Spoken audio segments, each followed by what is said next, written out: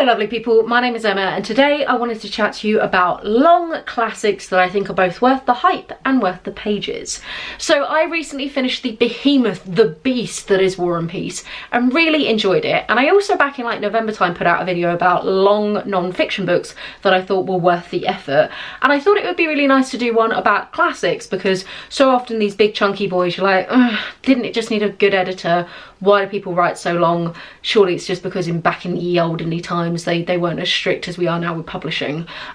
Is it really worth my energy? And I wanted to get some books that I think were totally worth the time. And I think it's really noteworthy that a good number of these featured on my top 10 classics video. So like clearly I had a good time reading them.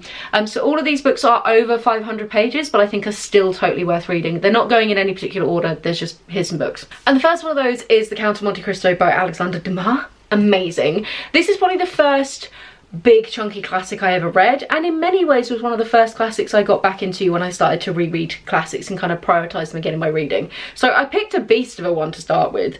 I did this on audiobook and it comes in at a whopping 50 hours long, and it tells the story of Edmond Dantes, who has been betrayed by his government and his friends and thrown into jail wrongly, and it's about him coming out of jail by escaping, in doing so finding a load of treasure and remodelling himself as the rich affluent Count of Monte Cristo who is hell-bent on revenge.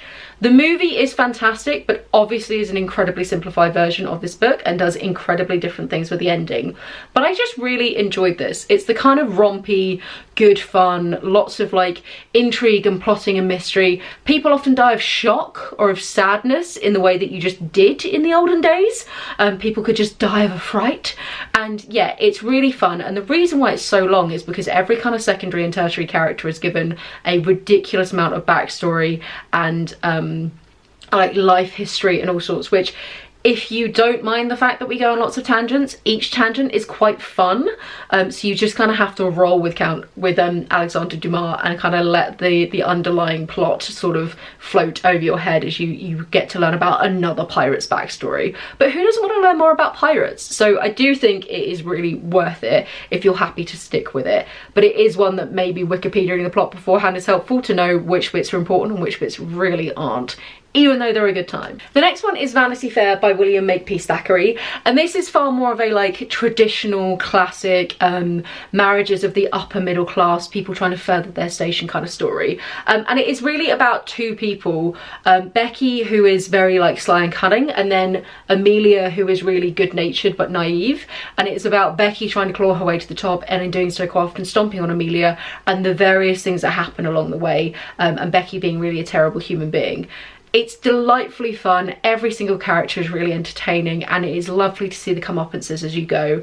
The movie with, who is it? It's Reese Witherspoon playing Becky is phenomenal, and I do tend to recommend for people to engage with some kind of media version of the story before reading the book, whether it be a movie or a BBC miniseries or something like that. I just think it's helpful to keep track of long plots in these big chunky books, or in classics in general where some of the language is not as familiar. There's no harm in googling it beforehand to know where you're going and who the people are. It's not cheating. But yeah, this book I was kind of hesitant, and it took a little while for me to get into it, but then once we were in, I really enjoyed all the machinations of the different people, and Becky is just such a delightfully terrible human being. You could just hang out with her tons. She's great fun on the page. I had to mention it, it was definitely going to be coming up, but of course can't do this kind of a video without War and Peace by Leo Tolstoy.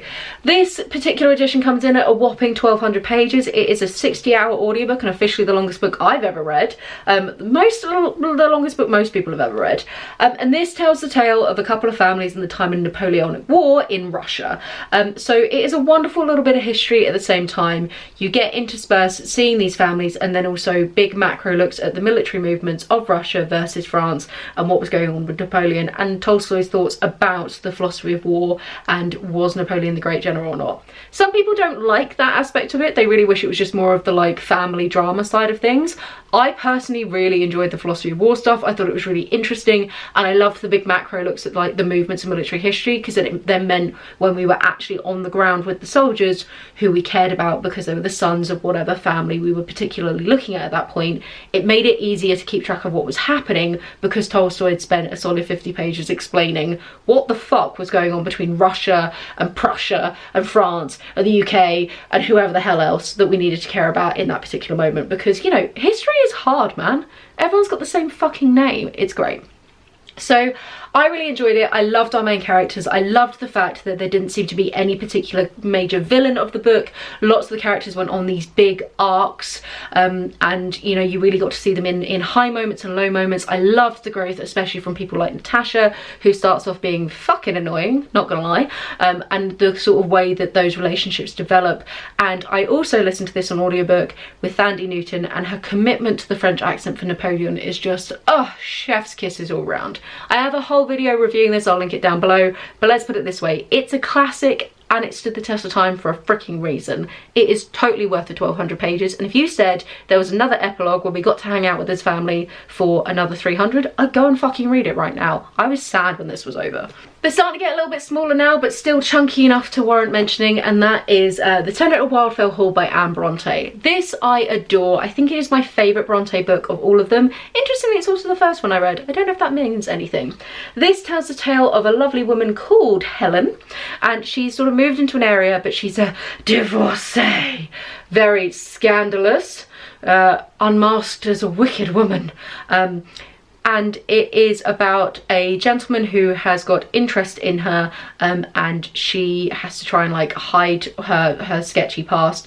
And Helen is just such a wonderfully powerful character and really strong woman for the time. And it's a real sort of pull back the curtain look at sort of unhappy marriages in a time period where you really weren't allowed to talk about that. I think she's a divorcee. I think she divorces him rather than he dies. But basically, either way, she's got a like sketchy background. Now that I've said that, maybe I'm wrong. I could have sworn she divorced him.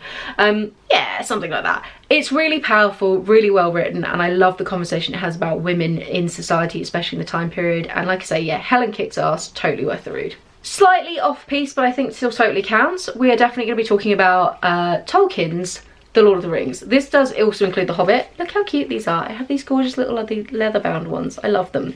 I am lumping all of Lord of the Rings in together here because I do think if you're going to read one, you should read all three. So the question is not about whether it's worth reading The Fellowship, it's about is it worth reading all three of them? Because no, it's definitely not just worth reading The Fellowship and not continuing it. I'm kind of not including The Hobbit here because I think it is worth reading The Hobbit even if you don't read Lord of the Rings, because I really love The Hobbit and I think a lot of people will tell you that, and it is a standalone, whereas Lord of the Rings is clearly not a standalone. Like, you can't just read The Fellowship. It doesn't make sense. The story doesn't end. You couldn't just pick up book 3. That would be batshit. So, treating them all as an entirety and like one entity, are they worth it? And I think that they genuinely are. I had more fun than I didn't with the Lord of the Rings books. I listened to all 3 of them on audiobook and I really enjoyed that particular part. I didn't like the Sam and Frodo bits, but I also find the Sam and Frodo bits in the movies particularly boring, whereas I really enjoyed all the other side of things. There's lots of songs which are quite fun in audiobook form. The little like bromance that happens between Aragorn, Gimli and Legolas is just amazing, and Merry and Pippin just kick ass all the time. I do think, like I say, it is worth a read. It has such a landmark place in fantasy. It really set the stage. It defined what fantasy was, and I think it is totally worth it, even though there are some random like bits and sort of asides and tangents that you go on. But like, come on, books this big, of course there's tangents. You can't do these books if there aren't tangents. That's not possible to do the word count without the tangents. And so the same in here, when you have like nonsense with Tom Bombadil or whatever, it's worth sticking with because the overarching plot is really cool and interesting. The world is incredible. And actually, Tom Bombadil's kind of fun. I feel like it's a rite of passage as a reader to experience something like Tom Bombadil and to just kind of see where we've come in terms of fantasy. So whether you're a fantasy reader or not, I think this is totally still worth the read. And get yourself these gorgeous little leather ones. I say that, and now can't get them out because the leather's stuck to each other. Look how pretty that is. That has an embossed front. It's tiny font. This is why I did it on audiobook. But look how gorgeous they are. I love them. They look like a hobbit could have them in their pocket. They're amazing in these light earth tones. I now can't put it away either. Leather on leather is hard to move. And then the final one I wanted to talk about is Catch-22 by Joseph Heller. Again, a chunky boy at over 500 pages, which surprised me when I looked at the list. I looked and just arranged by like most number of pages and couldn't believe that this one was up there, because when I read it, it didn't feel that long. It really felt like we whizzed through the story. Joseph Heller's Catch-22 is set in World War II. It is a fighter pilot who is based just outside of Italy, I believe, And the catch-22 is basically you'd have to be insane to be in war, but if you're aware of your insanity, you're sane enough to stay in war.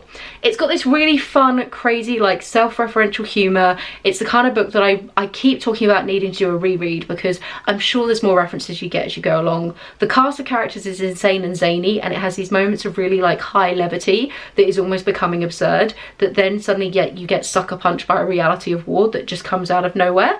And it is a wonderful juxtaposition between like the insanity but also the sanity of what is happening here. It's absolutely phenomenal and does remind me of the TV show MASH, especially when Hawkeye's getting a little bit ridiculous in there. So if you like that TV show, you'll definitely enjoy this book.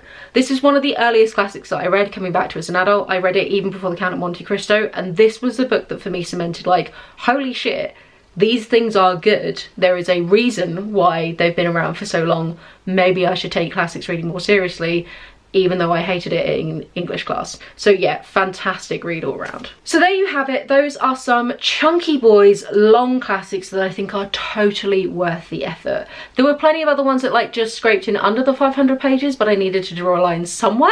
But yeah, I really enjoyed these ones. So do let me know in the comments down below, have you read them and did you also enjoy them as well? And also, what long classics do you think are out there that aren't worth the hype? I already did an overrated classics that I didn't enjoy video recently, which I'll link down below. So I'm not going to do a separate one on long classics that I don't think are worth it, because I kind of touched on it already. It'd be covering the same ground. But basically, David Copperfield, it's not worth the pages. Don't do it to yourself, guys.